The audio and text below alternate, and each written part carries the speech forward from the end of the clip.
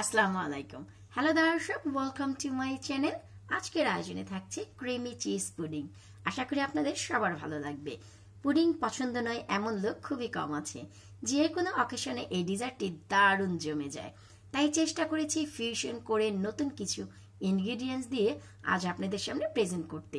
আশা রাখছি সবার ভালো লাগবে। যদি চান একবার ট্রাই করতে পারেন, আর যদি ট্রাই করেন অবশ্যই জানাবেন আপনাদের কেমন লাগলো। প্লিজ ভিডিওটি সবার সাথে শেয়ার করবেন এবং আমার চ্যানেলটি সাবস্ক্রাইব করতে একেবারেই ভুলে যাবেন না। এখানে আমি পুরোপুরি 1.5 লিটার দুধ জাল করে 400 ml করে নিয়েছি। এখন এই দুধটি সম্পূর্ণ ঠান্ডা আছে। এবার এতে আমি মিশাবো কনডেন্স মিল্ক। এখানে আমি পুরোপুরি 1 ক্যান কনডেন্স মিল্ক মিশাবো, তার মানে হচ্ছে পুরোপুরি 400 গ্রাম।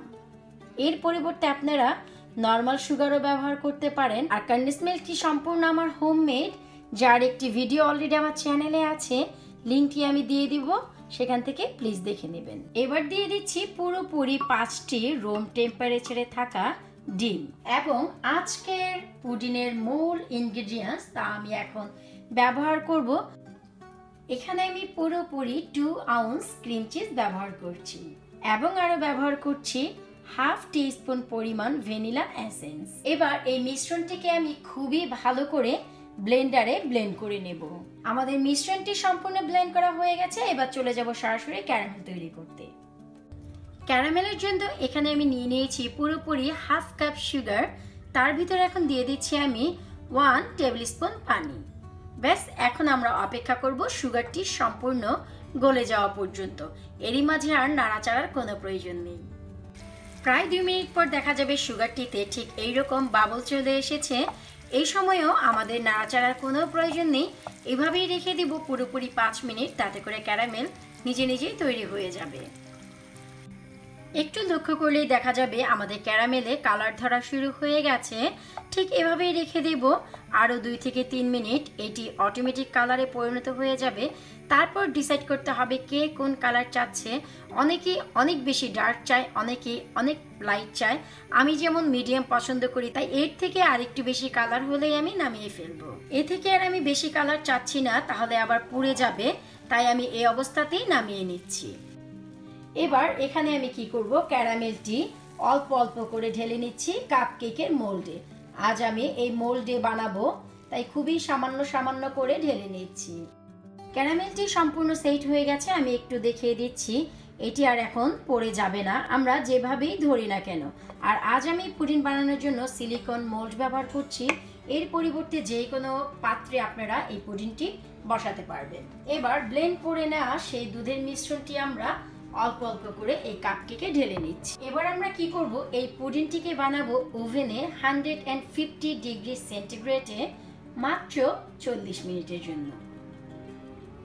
আমাদের কাপে নেওয়া পুডিংগুলো একেবারেই জমে গেছে, পুরোপুরি 45 মিনিটস লেগেছে।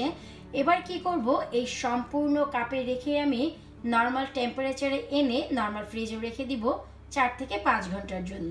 আমাদের পুডিংগুলো সম্পূর্ণ জমে গেছে। এবার হচ্ছে পুডিংগুলো আনমোল্ড করার পালা। আর যেহেতু সিলিকন মোল্ড, যে কারণে খুব বেশি সমস্যা হবে না। সাইড থেকে একটু এভাবে টেনে ধরলেই পুডিং খুবই আলতো করে চলে আসবে। তো এখন আমরা কি করব, এই পুডিংগুলো বের করে একটি পাত্রে নিয়ে নেব। আমার দারুণ স্বাদের ক্রিমি চিজ পুডিং একেবারেই রেডি। আমরা অনেকেই অনেকভাবে পুডিং খেয়েছি, আর পুডিং এমন একটি জিনিস, এর টেস্ট কখনোই শেষ হবার নয়। আর এই ডিজার্ট সব ডিজার্টকে একেবারেই হার মানিয়ে ফেলে। আর আমার কাজ ছিল আপনাদের সাথে শেয়ার করা চিজ পুডিংটি কিভাবে বানাতে হয় আর কিভাবে প্রেজেন্টেশন করবেন, কিভাবে সাজাবেন, এটি সম্পূর্ণ আপনাদের ব্যক্তিগত চয়েস। আমার ভালো লেগেছে, আমি কাপ বানিয়েছি। আপনাদের ভালো লাগলে বড় কোনো মোল্ডে রেখেও আপনারা এই পুডিংটি বানিয়ে নিতে পারেন। টেস্ট সেমই হবে। তবে হ্যাঁ, আজকের ইনগ্রেডিয়েন্টস কিন্তু একেবারেই ভুলে যাবেন না। চিজ দিতে অবশ্যই ভুলবেন না, তবেই আপনাদের চিজ পুডিং ঠিক এইরকম অসাধারণ দেখতে হবে, খেতে হবে।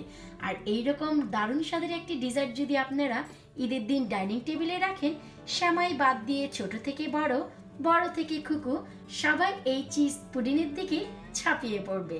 আজকে আর কথা বাড়াচ্ছি না। ভিডিওটি ভালো লাগলে অবশ্যই নিজ ফ্রেন্ডস ও ফ্যামিলির সাথে শেয়ার করবেন। এবং মন কাড়লে আমার চ্যানেলটি সাবস্ক্রাইব করতে যেন একেবারেই ভুলে যাবেন না। আল্লাহ হাফেজ।